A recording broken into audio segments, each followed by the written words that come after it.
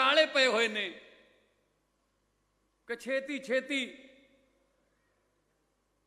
काम बन जाण, पंजाब ठीक हो जाऊगा। मैं उन्हां दा काले पैण दा कारण जान सकदा, मैनूं पता है, क्योंकि सियाणे कहंदे आ दुध दा फुकिया लस्सी नूं भी फूका मार मार के पींदा है। पहलां धोखे बहुत हो गए, इस करके हुण उन्हां नूं इह है कि छेती छेती ये साडी जिहड़ी सरकार है वो ठीक करे, और असीं लगे भी होए हां, ठीक होण लग गया। हुण हौली हौली अज बूटे वंडे जा रहे हैं, आ पए ने बूटे स्टेज ते। ये अज तो 2 महीनों बाद तुसीं इन्हां बूटियां तो छां नहीं लभ सकदे। अज तो 2-3 महीनों बाद कोई फल भी नहीं लगना। बूटा पहलां जड़ां जमाऊगा, फिर वो वड्डा होऊगा, फिर वो छां देण लगूगा, फिर फल फुल देण लगूगा। जिहड़ा ईमानदारी वाला बूटा पंजाब दे विच आम आदमी पार्टी वाला बूटा जिहड़ा तुसीं लाया है, इस गल का यकीन दिवाउंदा है वो बूटा कि छां फल ते फुल लगणगे पहिलां वालियां वांगू असीं। देखो फल नीवियां रुखां नूं लगदे, सिंबला तू मान ना करी। सो फल लगणगे, मेहनत का टाइम है, लोकां दे पक्ष च। मेरे सामने मेरे बहुत सारे साथी बैठे ने जिन्होंने मैं जानदा, उन्होंने भी जिम्मेवारियां मिलणगियां, वो भी हुण सरकार का हिस्सा बनणगे। आउण वाले दिनां दे विच तुहानूं भी जिम्मेवारियां मिलणगियां, क्योंकि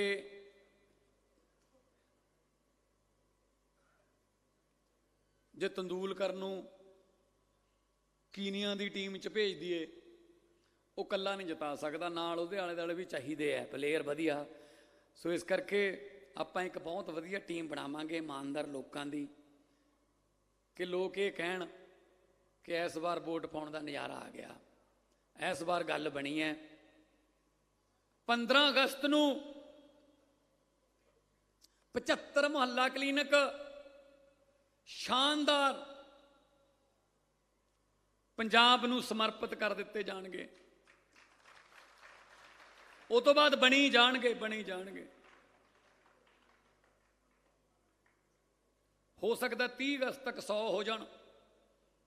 तुहाडे वड्डे पिंडां च मुहल्ला क्लीनिक, आम आदमी पार्टी क्लीनिक आउणगे। 90% बंदे वो क्लीनिक चों ही दवाई लैके ठीक होके घरें वापस चले जाणगे। उन्होंने वड्डे हस्पतालों च धक्के खाण की लोड़ नहीं पैनी, इन्ने शानदार ने वो। अज विद्यक संत कहाउण वाले, जिन्होंने उस जमाने च विद्या का दान बख्शिया, विश्व हिंदू काशी यूनिवर्सिटी का उद्घाटन किया, उस जमाने च संत बाबा अतर सिंह जी। अज उन्होंने चरण छो प्राप्त धरती मस्तूणा साहब विखे Sant Atar Singh medical college and sciences जिहड़ा उद्घाटन करके आया।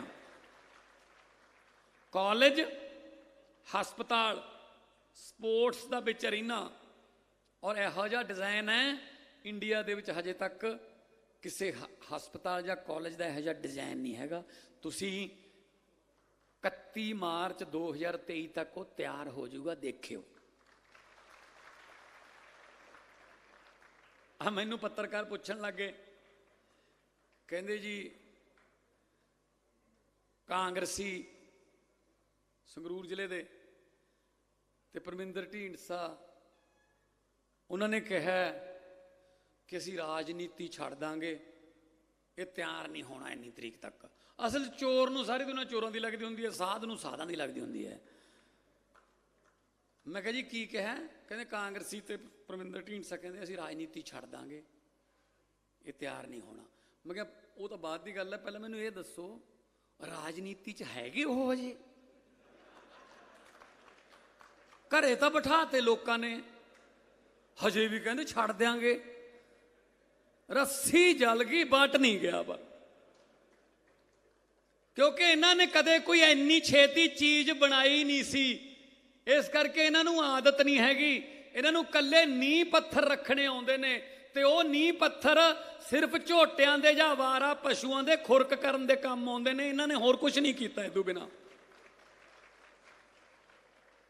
ਤੇ ਤੁਸੀਂ ਇੱਧਰ ਨੂੰ ਜਾਇਆ ਕਰੋਗੇ ਜਦੋਂ ਮੱਥਾ ਟੇਕਣ ਮਸਤੂਆਣਾ ਸਾਹਿਬ ਨੂੰ, ਅੱਜ ਜਾਓਗੇ ਤਾਂ ਨਕਸ਼ਾ ਹੋਰ ਹੋਊਗਾ, ਅਗਲੇ ਦਿਨ ਜਾਓਗੇ ਤਾਂ ਉਹੀ ਕੰਧ ਹੋਰ ਉੱਚੀ ਚੱਕੀ ਹੋਊਗੀ। ਤੁਸੀਂ ਕਹੋਗੇ ਯਾਰ ਆਹ ਕੰਮ ਚੱਲ ਰਿਹਾ ਹੈ। ਇਹ ਉਹ ਕੰਮ ਨਹੀਂ ਹੈਗੇ ਪਹਿਲਾਂ ਵਾਲੇ ਵੀ ਕਹਿ ਗਏ ਮੁੜ ਕੇ ਬਣਿਆ ਹੀ ਕੱਖ ਨਹੀਂ। ਇਹ ਕੰਮ ਨਹੀਂ ਹੈਗੇ। 16 ਮੈਡੀਕਲ ਕਾਲਜ ਬਣਾਉਣੇ ਆ 5 ਸਾਲਾਂ 'ਚ, 9 ਸਾਡੇ ਕੋਲੇ ਹੈਗੇ ਨੇ, 25 ਹੋ ਜਾਣਗੇ। ਹਰੇਕ ਜ਼ਿਲ੍ਹੇ ਨੂੰ ਇੱਕ ਮੈਡੀਕਲ ਕਾਲਜ ਟੱਚ ਕਰੂਗਾ। ਸਾਡੇ ਧੀਆਂ ਪੁੱਤ ਇੱਥੇ MBBS ਦੀ ਡਿਗਰੀ ਕਰਨਗੇ, ਮੈਡੀਕਲ ਦੀ ਪੜ੍ਹਾਈ ਕਰਨਗੇ, ਲੱਖਾਂ ਲੋਕਾਂ ਨੂੰ ਹੋਰ ਕੰਮ ਮਿਲੂਗਾ। ਸੰਗਰੂਰ ਵਾਲਾ ਹਸਪਤਾਲ ਅਪਗ੍ਰੇਡ ਹੋਊਗਾ, ਕਿਉਂਕਿ ਇਹ ਸ਼ਰਤ ਹੁੰਦੀ ਹੈ ਜੇ ਮੈਡੀਕਲ ਕਾਲਜ ਬਣਾਉਣਾ ਹੈ ਤਾਂ ਉਹ ਸ਼ਹਿਰ ਦਾ ਜਿਹੜਾ ਸਿਵਲ ਹਸਪਤਾਲ ਹੈ ਉਹ ਅਪਗ੍ਰੇਡ ਹੋਣਾ ਚਾਹੀਦਾ ਹੈ, ਅਪ ਟੂ ਡੇਟ ਹੋਣਾ ਚਾਹੀਦਾ ਹੈ।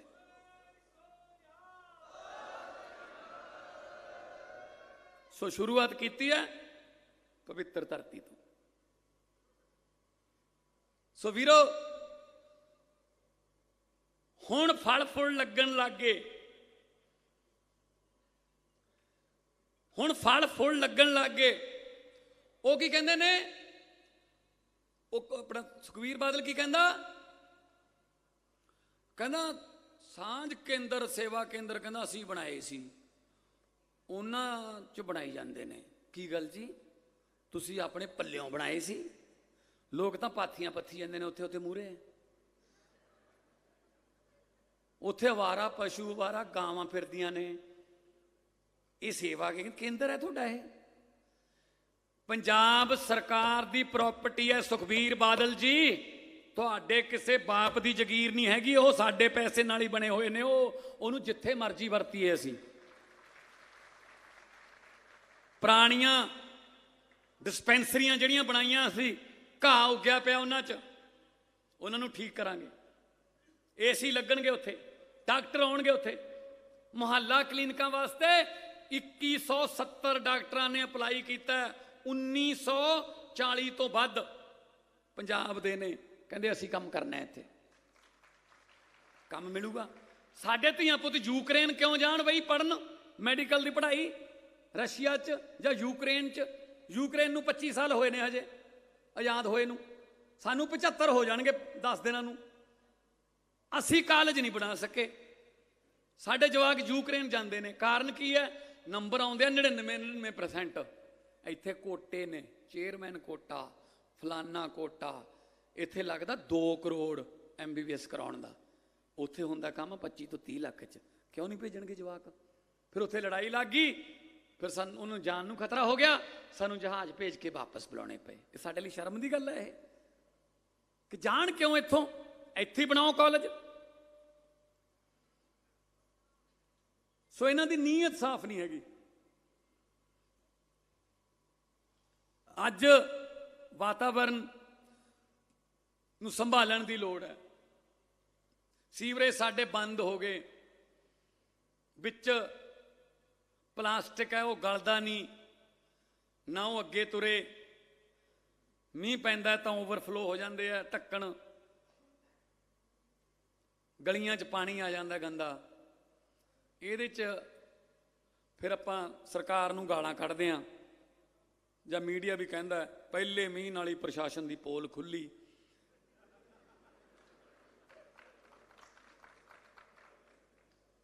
ਪ੍ਰੋਬਲਮ ਇਹ ਹੈ, ਪੋਲ ਪੁਰਾਣੇ ਪ੍ਰਸ਼ਾਸਨ ਦੀ ਹੁੰਦੀ ਆ, ਉਹ ਖੁੱਲਦੀ ਕਿਸੇ ਨਵੇਂ ਪ੍ਰਸ਼ਾਸਨ ਵੇਲੇ ਆ ਉਹ।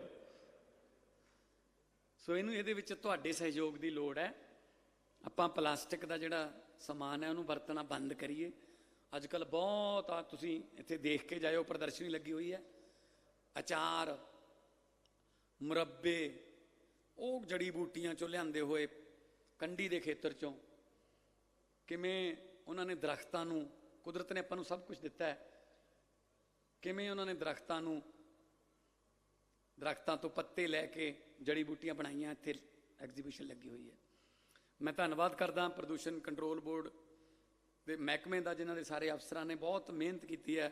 DC ਸਾਹਿਬ ਸੰਗਰੂਰ ਬਹੁਤ ਮਿਹਨਤ ਕੀਤੀ ਹੈ,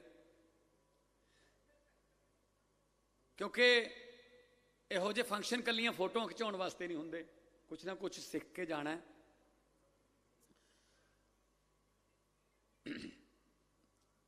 31 ਅਗਸਤ ਆਊਗੀ ਹੁਣ, 1 ਜੁਲਾਈ ਤੋਂ ਆਪਾਂ ਬਿਜਲੀ ਫ੍ਰੀ ਕਰਤੀ, 600 ਯੂਨਿਟ 2 ਮਹੀਨਿਆਂ ਦਾ। 31 ਤਰੀਕ ਨੂੰ 600 ਯੂਨਿਟ 2 ਮਹੀਨੇ ਹੋ ਜਾਣਗੇ। ਬਿੱਲ ਆਊਗਾ ਫਿਰ ਪਹਿਲੇ ਹਫਤੇ ਸਤੰਬਰ ਦੇ, ਔਰ ਉਹ 600 ਯੂਨਿਟ ਦੇ ਵਿੱਚ ਕੋਈ ਕਿਲੋਵਾਟ ਦਾ ਚੱਕਰ ਨਹੀਂ, ਕੋਈ ਇਹ ਨਹੀਂ ਹੈਗਾ ਵੀ ਇਹ ਜਨਰਲ ਘਰ ਹੈ, ਇਹ BC ਹੈ, ਇਹ SC ਹੈ, ਇਹ BPL ਹੈ, ਇਹ ਫਰੀडम फाइटर है। मेरा मकसद 600 यूनिट तो थले है, बस 600 यूनिट तो थले है तो बिजली का बिल नहीं आऊगा। मैं बिजली बोर्ड को बुलाया, मैं क्या मैनू सच्चो सच दसो किन्ने घरां नूं 600 यूनिट तो थले बिल आऊगा कि जीरो हो जाऊगा उन्हां दा। वो कहंदे जी साडा पुराना रिकॉर्ड ये कहंदा 74 लाख घरां चों जिथे मीटर लगे हुए ने 51 लाख घरां नूं जीरो बिल आऊगा जी। 51 लाख घरां नूं जीरो बिल आऊगा जी 20 दिन बाद, आ महीने मतलब महीने बाद 5 हो गई अज। होर गरीब कहंदा यार मेरा 15-20 हज़ार आउंदा सी, मेरा बच गया इन्ना पैसा, यही मैं अपने जवाक की पढ़ाई ते ला लूँगा, यही मैं कोई कबीलदारी च किते होर वरत लूँगा। दसो ये आपां नूं चाहिए देखो जे आपां टैक्स दिन्ने आ तो टैक्स का पैसा किसी ना किसी तरीके नाल वापस तो आना चाहिए ना, आ रहा हो।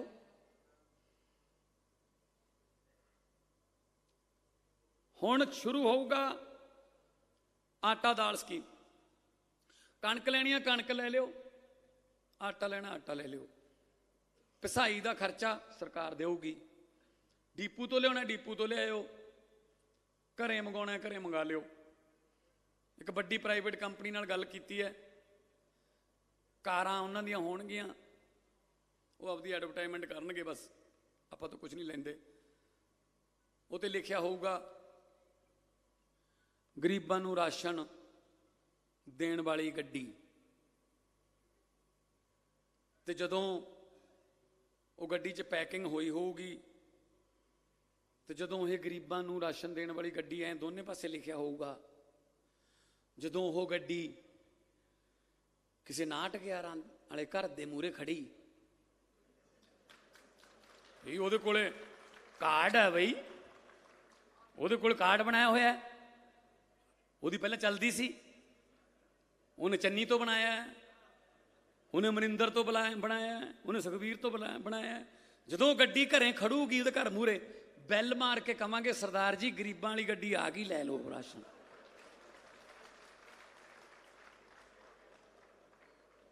देखो किवें कटाउंदे ने, फिर भी कट दो साडा तां जी कट दो, क्योंकि पिंड मैनूं पता, मैं पिंडां वाला ही हाँ, इहो जी अल पैंदी है, लोग इहो जिहा नां रखदे ने, कई पीढ़ियां दाग धोने औखे होए ने। अगला कहंदा भुखियां दे जाना बाई, ਉਹ चौथा घर छड्ड के खब्बे मुड़ जी, रिश्ते नहीं हुंदे, अगला कहंदा भुखे कहंदे ने इन्हां दा। यार सही है ना तरीका?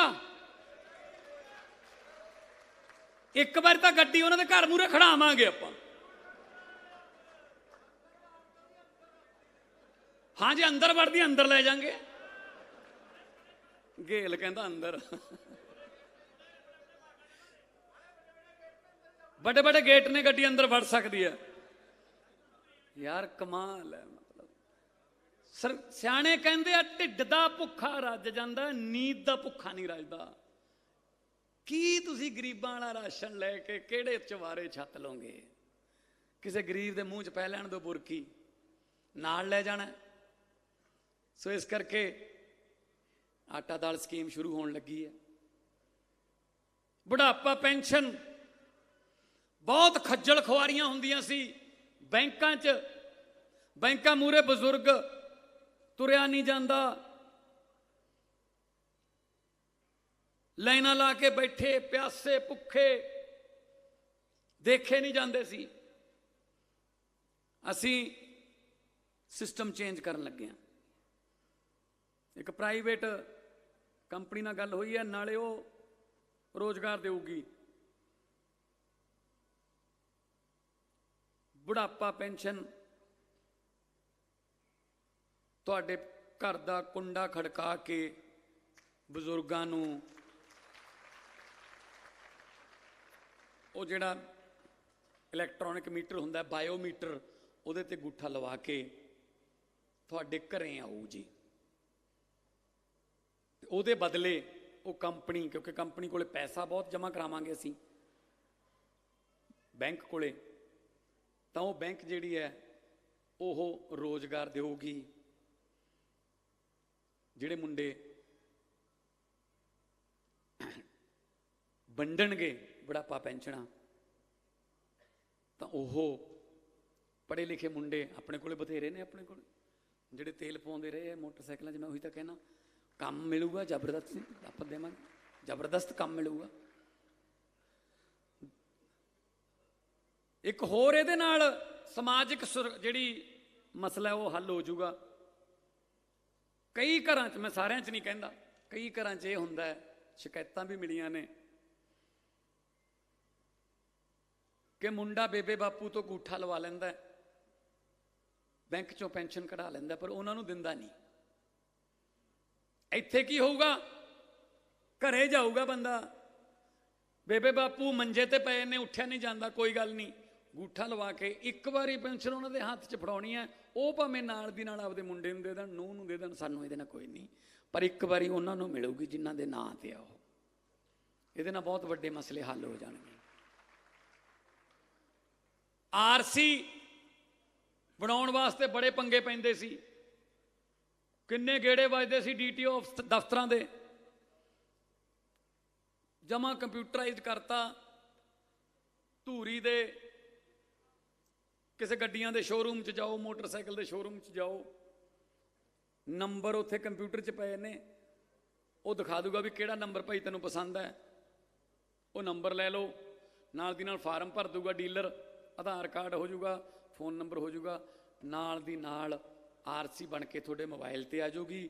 ਤੁਸੀਂ ਮੋਟਰਸਾਈਕਲ ਜਾਂ ਕਾਰ ਦੇ ਨਾਲ ਆਰਸੀ ਲੈ ਕੇ ਉਹ ਸ਼ੋਰੂਮ 'ਚੋਂ ਬਾਹਰ ਨਿਕਲੋਗੇ, ਬਾਹਰ ਤੁਹਾਨੂੰ ਕੋਈ ਕਿਤੇ ਪੁਲਿਸ ਵਾਲਾ ਰੋਕੂ, ਉਹ ਕਹੂਗਾ ਆਰਸੀ ਦਿਖਾ ਦੇ, ਤੁਸੀਂ ਉਹ ਮੋਬਾਈਲ ਫੋਨ ਦਿਖਾ ਸਕਦੇ ਹੋ, ਉਹ ਮੋਬਾਈਲ ਫੋਨ ਵਾਲੀ ਆਰਸੀ ਪ੍ਰਵਾਨਿਤ ਹੈ, ਅਸੀਂ ਉਹ ਪ੍ਰਵਾਨਿਤ ਕਰਤੀ। ਤੇ ਜਿਹੜੀ ਦੂਜੀ ਆਰਸੀ ਹੈ ਕਾਰਡ ਵਾਲੀ, ਉਹ ਤੁਹਾਨੂੰ ਰੂਟੀਨ 'ਚ 10-15 ਦਿਨਾਂ ਬਾਅਦ ਡਾਕ ਚਾਪੀ ਆ ਜਾਊਗੀ। ਲਰਨਿੰਗ ਲਾਇਸੈਂਸ ਬਣਾਉਣਾ, ਗੇੜੇ ਵੱਜਦੇ ਸੀ, ਪੋਰਟਲ ਬਣਾਤਾ, ਉਹ ਪੋਰਟਲ ਖੋਲੋ, ਉਹ ਤੇ ਟੈਸਟ ਦਿਓ, ਆਪਦਾ ਨਾਮ ਤੇ ਆਧਾਰ ਕਾਰਡ ਪਾ ਕੇ ਟੈਸਟ ਦਿਓ, ਨਾਲ ਦੀ ਨਾਲ ਟੈਸਟ ਦਾ ਰਿਜ਼ਲਟ ਆ ਜਾਊਗਾ, ਤੁਹਾਡੇ ਫੋਨ ਤੇ ਲਰਨਿੰਗ ਲਾਇਸੈਂਸ ਆ ਜਾਊਗਾ। ਇੱਕ ਸਾਲ 'ਚ 7.5 ਲੱਖ ਲਰਨਿੰਗ ਲਾਇਸੈਂਸ ਵਾਸਤੇ 7.5 ਲੱਖ ਬੰਦਾ ਅਪਲਾਈ ਕਰਦਾ ਹੈ, ਉਹਨੂੰ ਘੱਟੋ ਘੱਟ 2 ਗੇੜੇ ਵੱਜਦੇ ਨੇ, ਯਾਨੀ ਕਿ 15 ਲੱਖ ਗੇੜੇ ਬਚਣਗੇ ਜੀ। 15 ਲੱਖ ਘਰੇ ਵੜ ਜੂਗਾ ਜੀ। ਜੇ ਨੀਂਹ ਸਾਫ਼ ਹੋਵੇ ਤਾਂ ਇਹੋ ਜਿਹਾ ਕੁਛ। ਮਊਆ ਨੇ ਜਾਂਦਾ, ਉਹ ਇੱਕ ਧੂਰੀ ਆਊਗਾ, ਇੱਕ ਮੁਹਾਲੀ ਆਊਗਾ, ਇੱਕ ਉਧਰ ਆਊ, ਇੱਥੇ ਆਊ। ਮੇਰੇ ਐਂ ਪਏ ਨੇ ਨੌਹਾਂ 'ਚ, ਨਾ ਜਦੋਂ ਹੈਵੀ ਦੇ ਲਾਇਸੈਂਸ ਦੀ ਟ੍ਰੇਨਿੰਗ ਹੁੰਦੀ ਹੈ, ਉਹ ਮਊਆ ਨੇ ਜਾਣਾ ਪੈਂਦਾ, ਉਹਨੂੰ ਇੱਕ ਤਾਂ ਧੂਰੀ 'ਚ ਲੈ ਕੇ ਆਵਾਂਗੇ, ਇੱਥੇ ਕਿਤੇ ਬਣਾਵਾਂਗੇ ਸੈਂਟਰ, ਰੋਜ਼ਗਾਰ ਵੀ ਵਧੂਗਾ ਉਹਦੇ ਨਾਲ। ਵੀ ਧੂਰੀ ਵਾਲਿਆਂ ਨੂੰ ਤਾਂ ਹੁਣ ਤਾਂ ਮਾਲਕ ਨੇ, ਉਹਨਾਂ ਨੂੰ ਕੀ ਕਹਿ ਸਕਦੇ ਹੁਣ ਆਪਾਂ, ਉਹ ਤਾਂ ਮਾਲਕ ਨੇ ਧੂਰੀ ਵਾਲੇ, ਤਾਂ ਪਿੰਡ ਇੱਧਰਲੇ ਪਾਸੇ, ਅੱਧੇ ਪਿੰਡ ਇੱਧਰਲੇ ਪਾਸੇ। ਸੋ ਧੂਰੀ ਵਾਲੇ ਤਾਂ ਭਾਈ ਮਤਲਬ ਜੋ ਮਰਜ਼ੀ ਮੰਗ ਸਕਦੇ ਨੇ, ਉਹ ਤਾਂ ਉਹਨਾਂ ਦੇ ਜਿਹੜੇ ਪਿਆਰ ਦਾ ਮੁੱਲ ਤਾਂ ਆਪਾਂ ਕਿਸੇ ਕੀਮਤ 'ਚ ਦੇ ਨਹੀਂ ਸਕਦੇ। ਸੋ ਨਾਲ ਹੋਰ ਵੀ ਸਕੀਮਾਂ ਨੇ, ਆਉਣ ਵਾਲੇ ਦਿਨਾਂ 'ਚ ਤੁਹਾਨੂੰ ਦੱਸਾਂਗੇ। ਸਕੂਲ ਬਹੁਤ ਸ਼ਾਨਦਾਰ ਹੋਣਗੇ, ਕਾਲਜ ਬਣਨਗੇ, ਬਹੁਤ ਸਾਰੀਆਂ ਹੋਰ ਇਹੋ ਜਿਹੀਆਂ ਸਕੀਮਾਂ ਜਿਹਨੂੰ ਤੁਸੀਂ ਦੇਖ ਕੇ ਤੇ ਸੁਣ ਕੇ ਵੀ ਹੈਰਾਨ ਹੋਵੋਗੇ ਵੀ ਐਂ ਹੋ ਸਕਦਾ ਯਾਰ, ਤੁਹਾਨੂੰ ਕਰਕੇ ਦਿਖਾਵਾਂਗੇ। ਇਹ ਉਹ ਕੰਮ ਨਹੀਂ ਹੈਗਾ ਵੀ ਮੰਜਾ ਬੁਣ ਲੈਣਾ, ਬੱਕਰੀ ਚੋ ਲੈਣਾ, ਗੁੱਲੀ ਡੰਡਾ ਖੇਡ ਲੈਣਾ। ਹੁਣ ਕਿੱਧਰ ਗਿਆ ਉਹ ਬਾਂਦਰ ਕਿੱਲਿਆਂ ਵਾਲੇ ਕਿੱਲੇ ਖਾਲੀ ਪਏ ਨੇ, ਗੁੱਲੀ ਡੰਡੇ ਨੂੰ ਸਿਉਂਕ ਲੱਗ ਗਈ, ਬੱਕਰੀਆਂ ਹੜਤਾਲ ਕਰਨ ਨੂੰ ਫਿਰਦੀਆਂ ਨੇ ਵੀ ਸਾਨੂੰ ਕੌਣ ਚੋਊਗਾ। ਹੁਣ ਕਿੱਧਰ ਗਏ ਉਹ? ਭੱਜ ਹੀ ਗਏ ਲੋਕ। ਹੱਦ ਹੈ। ਮੁੱਖ ਮੰਤਰੀ ਦਾ ਕੈਂਡੀਡੇਟ ਨਹੀਂ ਲੱਭ ਰਿਹਾ ਕਾਂਗਰਸ ਨੂੰ, ਕਿੱਧਰ ਗਿਆ? ਜੇ ਪੁੱਛੋ ਮੈਨੂੰ ਨਹੀਂ ਪਤਾ ਜੀ ਕਿੱਧਰ ਗਿਆ। ਲਓ ਜੀ, ਕੋਈ ਕਾਰਨ ਨਹੀਂ ਹੋਊਗਾ ਨਾ ਭੱਜਣ ਦਾ। ਸੋ ਇਸ ਕਰਕੇ ਆਪਾਂ ਤੁਹਾਡੇ ਨਾਲ ਆ, ਤੁਹਾਡੇ ਵਰਗੇ ਆ। ਧੂਰੀ ਦੀਆਂ ਸਮੱਸਿਆਵਾਂ ਤੇ ਜੇ ਆਈਏ, ਧੂਰੀ ਸ਼ਹਿਰ ਦੀ ਵੀ ਬਹੁਤ ਵੱਡੀ ਸਮੱਸਿਆ ਹੈ, ਜਿਹੜੀ ਰੇਲਵੇ ਲਾਈਨ ਵਾਲੀ। ਰੇਲਵੇ ਲਾਈਨ ਦੀ ਬਹੁਤ ਵੱਡੀ ਸਮੱਸਿਆ ਹੈ। ਅੱਧਾ ਸ਼ਹਿਰ ਵੰਡ ਦਿੰਦਾ, ਬੰਦ ਰਹਿੰਦਾ ਹੈ। ਇਹ ਤੇ 15 ਕਰੋੜ ਰੁਪਇਆ ਲੱਗੂਗਾ ਜੀ। ਅਸੀਂ ਓਵਰ ਬ੍ਰਿਜ ਬਣਾਵਾਂਗੇ ਰੇਲਵੇ ਤੇ। ਕੁਛ ਦੁਕਾਨਦਾਰ ਪ੍ਰਭਾਵਿਤ ਹੋਣਗੇ, ਉਹਨਾਂ ਨਾਲ ਗੱਲ ਕਰਕੇ ਉਹਨਾਂ ਨੂੰ ਰੀਲੋਕੇਟ ਕਰ ਦਾਂਗੇ। ਅਸੀਂ ਕਿਸੇ ਦਾ ਰੁਜ਼ਗਾਰ ਨਹੀਂ ਖੋਣਾ। 15 ਕਰੋੜ ਰੁਪਇਆ ਜਿਹੜਾ ਮੈਂ ਓਵਰ ਬ੍ਰਿਜ ਵਾਸਤੇ ਅੱਜ ਅਨਾਉਂਸ ਕਰਨ ਲੱਗਿਆ। ਤੇ ਧੂਰੀ ਦਾ ਜਿਹੜਾ ਸੀਵਰੇਜ ਹੈ ਸਿਸਟਮ ਸਾਰਾ ਬੰਦ ਹੋ ਗਿਆ, ਓਵਰਫਲੋ ਹੋ ਜਾਂਦਾ, ਗਲੀਆਂ 'ਚ ਫਿਰਦਾ। ਉਹ ਸਾਰੇ ਸੀਵਰੇਜ ਸਿਸਟਮ ਨੂੰ ਬਿਲਕੁਲ ਨਵੇਂ ਤਰੀਕੇ ਨਾਲ ਪਾਉਣ ਵਾਸਤੇ 13 ਕਰੋੜ ਰੁਪਏ ਦਾ ਪ੍ਰੋਜੈਕਟ ਹੈ, ਉਹ ਵੀ ਤੁਹਾਨੂੰ ਅੱਜ ਮਨਜ਼ੂਰ ਕਰਨ ਲੱਗਿਆ ਜੀ। ਉਧਰ ਲਾਈਨ ਦੇ ਪਰਲੇ ਪਾਸੇ ਕੋਈ ਪਾਰਕ ਨਹੀਂ ਹੈਗਾ, ਬਿਜਲੀ ਬੋਰਡ ਦੀ ਜਗ੍ਹਾ ਉੱਥੇ ਪਈ ਹੈ। ਉੱਥੇ 3-4 ਏਕੜ ਬਿਜਲੀ ਬੋਰਡ ਨਾਲ ਗੱਲ ਕਰਕੇ ਅਸੀਂ ਲੈ ਲਾਂਗੇ 2 ਕਰੋੜ ਰੁਪਏ ਦਾ ਬਹੁਤ ਹੀ ਸ਼ਾਨਦਾਰ ਪਾਰਕ ਜਿਹੜਾ ਹੈ ਉਹ ਧੂਰੀ ਦੇ ਪਰਲੇ ਪਾਸੇ, ਲਾਈਨ ਦੇ ਪਰਲੇ ਪਾਸੇ ਉੱਥੇ ਪਾਰਕ ਬਣਾਵਾਂਗੇ। ਇਸ ਤੋਂ ਇਲਾਵਾ ਇੱਕ ਬੈਡਮਿੰਟਨ ਦਾ ਕੋਰਟ ਹੈ, ਮੈਂ ਹੀ ਪੈਸੇ ਦਿੱਤੇ ਸੀ ਐਮਪੀ ਵੇਲੇ। ਬੈਡਮਿੰਟਨ ਦਾ ਕੰਪਲੈਕਸ, ਉੱਥੇ 12 ਬੱਚੇ ਹੀ ਖੇਡ ਸਕਦੇ ਨੇ। ਉਹਨੂੰ ਵਧਾ ਕੇ 70 ਬੱਚਿਆਂ ਦੀ ਕੈਪੈਸਿਟੀ ਦਾ ਕਰਾਂਗੇ, ਤਾਂ ਕਿ ਸਾਡੇ ਬੱਚੇ ਜਿਹੜੇ ਨੇ ਖੇਡ ਸਕਣ ਤੇ ਮੱਲਾਂ ਮਾਰ ਸਕਣ ਅੱਗੇ ਆਉਣ ਵਾਲੇ ਦਿਨਾਂ 'ਚ, ਆਉਣ ਵਾਲੇ ਖੇਡਾਂ 'ਚ, ਵੱਡੇ ਵੱਡੇ ਟੂਰਨਾਮੈਂਟਾਂ 'ਚ। ਬਾਕੀ ਪਿੰਡਾਂ ਦੀ ਗੱਲ, ਧੂਰੀ ਦੇ ਅੱਧੇ ਪਿੰਡ ਇੱਧਰ ਨੇ, ਅੱਧੇ ਇੱਧਰ ਨੇ। ਪਿੰਡਾਂ ਦੇ ਵਿੱਚ ਸੜਕਾਂ ਦੀ ਪ੍ਰੋਬਲਮ ਹੈ, ਗੰਦੇ ਟੋਬਿਆਂ ਦੀ ਪ੍ਰੋਬਲਮ ਹੈ, ਔਰ ਸਭ ਤੋਂ ਵੱਡੀ ਪ੍ਰੋਬਲਮ ਕੀ ਹੈ? ਬੱਸਾਂ ਹੀ ਨਹੀਂ ਜਾਂਦੀਆਂ। ਪੁਰਾਣੇ ਰੂਟ ਹੀ ਬੰਦ ਹੋ ਗਏ। ਜੇ 10ਵੀਂ ਦਾ ਸਕੂਲ 5 ਕਿਲੋਮੀਟਰ ਤੇ ਹੈ, ਆਪਦੇ ਪਿੰਡ 8ਵੀਂ ਦਾ, 8ਵੀਂ ਤੋਂ 10ਵੀਂ ਕਰਨ ਵਾਸਤੇ ਖਾਸ ਤੌਰ ਤੇ ਕੁੜੀਆਂ ਨੂੰ ਮਾਪੇ ਭੇਜਦੇ ਨਹੀਂ ਹੈਗੇ, ਕਿਉਂਕਿ ਜ਼ਮਾਨਾ ਤੁਹਾਨੂੰ ਪਤਾ ਮਾੜਾ ਹੈ। ਉਹ ਕਿਸੇ ਨਾ ਕਿਸੇ ਨੂੰ ਹੱਥ ਦਿੰਦੀਆਂ, ਟਰਾਲੀਆਂ ਤੇ ਲਟਕਦੀਆਂ ਵਿਚਾਰੀਆਂ। ਸੋ ਇਹ ਕਿੰਨੀਆਂ ਕੁੜੀਆਂ, ਹੁਸ਼ਿਆਰ ਕੁੜੀਆਂ ਜਿਹੜੀਆਂ ਪਹਿਲੇ ਨੰਬਰ ਤੇ ਪੰਜਾਬ 'ਚੋਂ ਆ ਸਕਦੀਆਂ ਸੀ, ਉਹਨਾਂ ਨੂੰ ਮਤਲਬ ਪੜ੍ਹਾਈ ਤੋਂ ਵਾਂਝੇ ਰਹਿਣਾ ਪੈ ਜਾਂਦਾ ਹੈ। ਜਿੰਨੇ ਪੁਰਾਣੇ ਬੱਸਾਂ ਦੇ ਰੂਟ ਚੱਲਦੇ ਸੀ, ਚਾਹੇ ਮਿੰਨੀਆਂ ਨਾਲ ਚਲਾਈਏ, ਚਾਹੇ ਜਿਵੇਂ ਮਰਜ਼ੀ ਚਲਾਈਏ, ਹਰੇਕ ਪਿੰਡ ਨੂੰ ਬੱਸ 2 ਵਾਰੀ ਘੱਟੋ ਘੱਟ 2 ਟਾਈਮ ਹਰੇਕ ਪਿੰਡ 'ਚ ਬੱਸ ਆਵੇ। ਤੇ ਜੇ ਕਾਲਜਾਂ ਜਾਂ ਸਕੂਲਾਂ ਵਾਸਤੇ ਸਪੈਸ਼ਲ ਬੱਸਾਂ ਲਾਉਣੀਆਂ ਪਈਆਂ, ਉਹ ਵੀ ਲਾਵਾਂਗੇ। ਪਰ ਕੋਈ ਪੜ੍ਹਾਈ ਵੱਲੋਂ ਵਾਂਝਾ ਨਹੀਂ ਰਹਿਣ ਦੇਣਾ, ਨਾ ਫੀਸ ਵਾਲੇ ਪਾਸਿਓਂ ਤੇ ਨਾ ਵੈਨ ਵਾਲੇ ਪਾਸਿਓਂ। ਇਹ ਸਾਰੇ ਜਿਹੜੇ ਮੈਂ ਤਜਰਬੇ ਨੇ ਇਹ ਧੂਰੀ ਕਰੂੰਗਾ। ਧੂਰੀ ਤੋਂ ਕਾਮਯਾਬ ਹੋਣਗੇ ਸਾਰੇ ਪੰਜਾਬ 'ਚ ਕਰੂੰਗਾ। ਨਹਿਰੀ ਪਾਣੀ ਦਾ ਕਰਾਂਗੇ ਜੀ ਡਾਕਟਰ ਸਾਹਿਬ, ਡਾਕਟਰ ਸਾਹਿਬ ਕਰਾਂਗੇ। ਤੁਸੀਂ ਤਾਂ ਐਂ ਕਰਦੇ ਹੋ ਜਿਵੇਂ ਮਹੀਨੇ ਬਾਅਦ ਸਰਕਾਰ ਟੁੱਟਣ ਵਾਲੀ ਹੋਵੇ। ਖੜ ਜਾਓ। ਨਹਿਰੀ ਪਾਣੀ, ਸੂਏ, ਕੱਸੀਆਂ ਸਭ ਪੁਰਾਣਾ ਹੋ ਗਿਆ ਸਿਸਟਮ, ਨਵਾਂ ਬਣਾਵਾਂਗੇ। ਨਵਾਂ ਬਣਾਵਾਂਗੇ। ਐਵੇਂ ਕਾਲੀ 'ਚ ਮੈਥੋਂ ਫੇਰ ਕੰਮ ਕਰਾ ਲਓਗੇ, ਫੇਰ ਕਹਿਣਗੇ ਪਹਿਲੇ ਪਾਣੀ ਨਾਲ ਹੀ ਪ੍ਰਸ਼ਾਸਨ ਦੀ ਪੋਲ ਖੁੱਲੀ। ਹਾਂ, ਸਾਰੀਆਂ ਨਹਿਰਾਂ ਨਵੇਂ ਤਰੀਕੇ ਨਾਲ ਬਣਾਉਣੀਆਂ। ਸੈਂਟਰ ਨਾਲ ਗੱਲ ਹੋ ਰਹੀ ਹੈ, ਸੈਂਟਰ ਨਾਲ ਗੱਲ ਚੱਲ ਰਹੀ ਹੈ। ਸੂਏ ਕੱਸੀਆਂ ਬੰਦ ਹੋ ਗਏ, ਉਹ ਸਾਫ਼ ਕਰਕੇ। ਇਸ ਤੋਂ ਇਲਾਵਾ ਕੱਸੀਆਂ ਜਿਹੜੀਆਂ ਨੇ ਨਾ, ਉਹਨਾਂ ਦੀ ਥਾਂ ਤੇ ਬਹੁਤ ਸੋਹਣੀਆਂ ਪਾਈਪਾਂ ਪਾਵਾਂਗੇ। ਜਿੱਥੇ ਪਹਿਲਾਂ ਫੱਟਾ ਲੱਗਿਆ ਹੁੰਦਾ ਸੀ, ਉੱਥੇ ਇੱਕ ਪੁਆਇੰਟ ਛੱਡ ਦਾਂਗੇ, ਤਾਂ ਕਿ ਪਾਣੀ ਜਿਹੜਾ ਉਹਨਾਂ ਨੂੰ ਪ੍ਰੋਪਰ ਮਿਲੇ।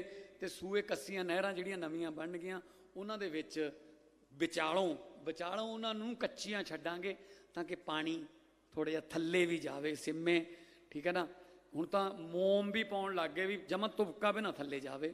ਸੋ ਅਸੀਂ ਬਹੁਤ ਵੱਡੀਆਂ ਕੰਪਨੀਆਂ ਨਾਲ ਗੱਲ ਕਰ ਰਹੇ ਹਾਂ ਤਾਂ ਕਿ ਪਾਣੀ ਨੂੰ ਧਰਤੀ ਦੇ ਵਿੱਚ ਰੀਚਾਰਜ ਕਰ ਸਕੀਏ, ਮੀਂਹ ਦਾ ਪਾਣੀ ਬਚਾ ਕੇ ਉਹਨੂੰ ਰੀਚਾਰਜ ਕਰੀਏ, ਫਸਲਾਂ ਨੂੰ ਬਦਲ ਕੇ ਤੇ ਆਪਾਂ ਜਿਹੜਾ ਪਾਣੀ ਦਾ ਉੱਪਰ ਪੱਧਰ ਲੈ ਕੇ ਆਈਏ। ਧੂਰੀ ਦਾ ਇਲਾਕਾ ਹੈ, ਗੰਨੇ ਦਾ ਇਲਾਕਾ ਹੈ। ਮੈਂ ਗੱਲ ਤੁਹਾਨੂੰ ਦੱਸਣੀ ਚਾਹੁੰਦਾ, 294.98 ਕਰੋੜ ਰੁਪਈਆ ਸਰਕਾਰ ਦਾ ਖੜਾ ਸੀ ਕਿਸਾਨਾਂ ਵੱਲ। ਖੜਾ ਕਈ ਸਾਲ ਦਾ ਸੀ, ਪਰ ਅਸੀਂ ਮਾਣਯੋਗ ਵਿੱਤ ਮੰਤਰੀ ਇੱਥੇ ਬੈਠੇ ਨੇ, ਮਹਿਕਮਾ ਕੋਆਪਰੇਟਿਵ ਮਹਿਕਮਾ ਇਹਨਾਂ ਕੋਲ ਹੈ, ਕੋਆਪਰੇਸ਼ਨ ਦਾ ਮਹਿਕਮਾ ਇਹਨਾਂ ਕੋਲ ਹੈ। ਅਸੀਂ 100 ਕਰੋੜ ਰੁਪਈਆ ਤਾਂ ਪਾਤਾ ਗੰਨੇ ਵਾਲੇ ਜਿਹੜੇ ਉਤਪਾਦਕ ਨੇ ਉਹਨਾਂ ਦੇ ਖਾਤਿਆਂ 'ਚ। 15 ਅਗਸਤ ਨੂੰ 100 ਕਰੋੜ ਹੋਰ ਪੈ ਜਾਊਗਾ ਤੇ ਬਾਕੀ ਰਹਿੰਦਾ 94.98 ਕਰੋੜ 7 ਸਤੰਬਰ ਨੂੰ ਉਹ ਵੀ ਪੈ ਜਾਊਗਾ। ਸਰਕਾਰ ਦੀ ਦੇਣਦਾਰੀ ਜ਼ੀਰੋ ਹੋ ਜਾਊਗੀ ਜੀ ਗੰਨੇ ਵਾਲਿਆਂ ਪ੍ਰਤੀ, ਸਰਕਾਰੀ। ਹੁਣ ਆ ਜਾਓ ਪ੍ਰਾਈਵੇਟ ਵੱਲ। 150 ਕਰੋੜ ਪ੍ਰਾਈਵੇਟ ਦਾ ਜੀ, ਬਾਕੀ ਸਾਰੀਆਂ ਮਿਲਾਂ ਨਾਲ ਗੱਲ ਹੋ ਗਈ, 7 ਸਤੰਬਰ ਤੋਂ ਪਹਿਲਾਂ ਉਹ ਵੀ ਨਿਬੜ ਜੂ। ਆ ਕੱਲ੍ਹ ਹੀ ਹਜੇ 2.5 ਕਰੋੜ ਇਹਨਾਂ ਨੇ ਪਾਇਆ ਧੂਰੀ ਵਾਲਿਆਂ ਨੇ, ਤੇ ਇਹਨਾਂ ਦਾ ਜਿੰਨਾ ਵੀ ਰਹਿੰਦਾ 7 ਸਤੰਬਰ ਤੋਂ ਪਹਿਲਾਂ ਉਹ ਪੈਸੇ ਆ ਜਾਣਗੇ। ਸਿਰਫ ਇੱਕ ਮਿੱਲ ਫਗਵਾੜੇ ਵਾਲੀ ਜਿਹਨੂੰ ਛੱਡ ਕੇ ਉਹ ਭੱਜ ਗਏ ਇੰਗਲੈਂਡ, ਉਹਦਾ 72 ਕਰੋੜ ਰੁਪਈਆ ਰਹਿੰਦਾ ਵੀਰੋ। 72 ਕਰੋੜ ਚੋਂ 20 ਕਰੋੜ ਦੀ ਉਹਨਾਂ ਦੀ ਜ਼ਮੀਨ ਹੈ ਸਾਡੇ ਕੋਲੇ ਫਤਿਆਬਾਦ 'ਚ, ਉਹ ਵੇਚ ਦਾਂਗੇ। ਰਹਿ ਗਿਆ 52 ਕਰੋੜ, 8 ਕਰੋੜ ਰੁਪਏ ਦੀ ਉਹਨਾਂ ਕੋਲੇ ਖੰਡ ਪਈ ਹੈ, ਉਹ ਵੀ ਵੇਚ ਦਾਂਗੇ। ਰਹਿ ਗਿਆ 44 ਕਰੋੜ।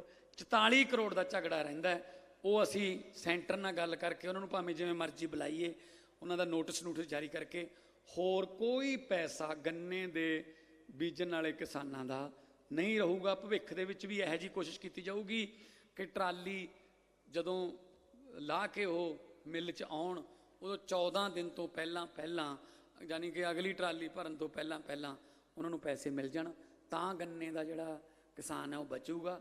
ਕਿਉਂਕਿ ਗੰਨਾ ਸਾਲ ਦੀ ਇੱਕੋ ਹੀ ਫਸਲ ਹੈ, ਜੇ ਉਹਦੇ ਵੀ ਪੈਸੇ ਨਾ ਮਿਲਣ ਤਾਂ ਫਿਰ ਉਹ ਕਿਤੇ ਨਾ ਕਿਤੇ ਝੋਨੇ ਵੱਲ ਜਾਂ ਕਿਤੇ ਹੋਰ ਜਾਊਗਾ, ਫਿਰ ਉਹੀ ਬਿਜਲੀ ਦਾ ਖਰਚਾ ਤੇ ਪਾਣੀ ਦਾ ਉਹ ਚੱਲੂਗਾ। ਸੋ ਇਸ ਕਰਕੇ ਫਸਲਾਂ ਨੂੰ ਬਚਾਉਣ ਦੀ ਅਸੀਂ, ਬਦਲਾਉਣ ਦੀ ਅਸੀਂ ਸਕੀਮ ਜਿਹੜੀ ਹੈ ਉਹ ਚਲਾ ਰਹੇ ਹਾਂ। ਤੇ ਬਾਕੀ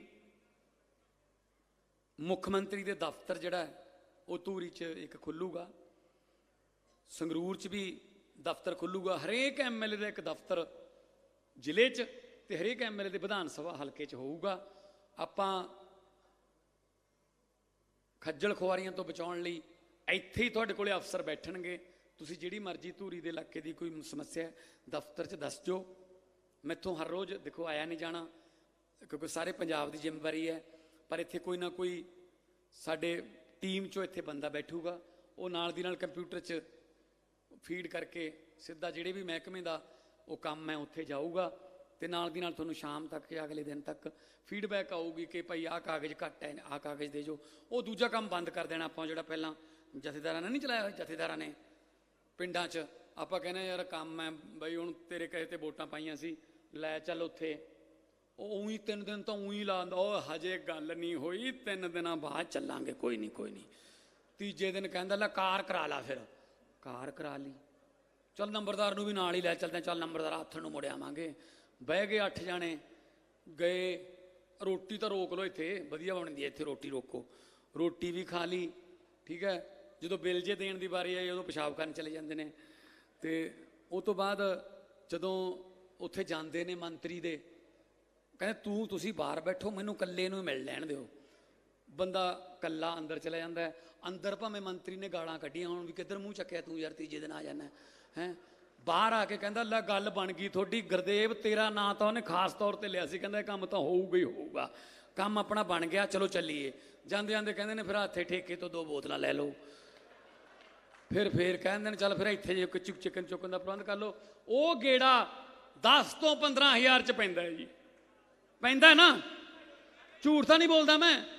ਉਹ ਗੇੜੇ ਬੰਦ ਕਰਨੇ ਆ ਚੰਡੀਗੜ੍ਹ ਵਾਲੇ, ਜਿਹੜੇ 15 ਹਜ਼ਾਰ 'ਚ ਪੈਂਦੇ ਆ। ਇੱਥੇ ਆਓ, ਆਪਦੀ ਅਰਜ਼ੀ ਫੜਾਓ, ਕੰਮ ਤੁਹਾਡਾ ਹੋ ਗਿਆ। ਜਦੋਂ ਅਸੀਂ ਵੋਟਾਂ ਮੰਗਦੇ ਹਾਂ ਤਾਂ ਤੁਹਾਡੇ ਘਰ ਆਉਂਦੇ ਹਾਂ ਅਸੀਂ ਵੀ ਵੋਟਾਂ ਪਾਓ। ਜਦੋਂ ਜਿੱਤ ਜਾਂਦੇ ਹਾਂ ਉਦੋਂ ਕਹਿੰਦੇ ਚੰਡੀਗੜ੍ਹ ਆਓ। ਇਹ ਕਿਵੇਂ ਹੋ ਜਾਊਗਾ? ਸਰਕਾਰ ਤੁਹਾਡੇ ਦੁਆਰ, ਸਰਕਾਰ ਤੁਹਾਡੇ ਦਰਾਂ ਤੇ ਆਊਗੀ, ਤੁਸੀਂ ਸਰਕਾਰ ਦੇ ਮਾਲਕ ਹੋ। सो इस करके मैं तुहानू बेनती करदा कि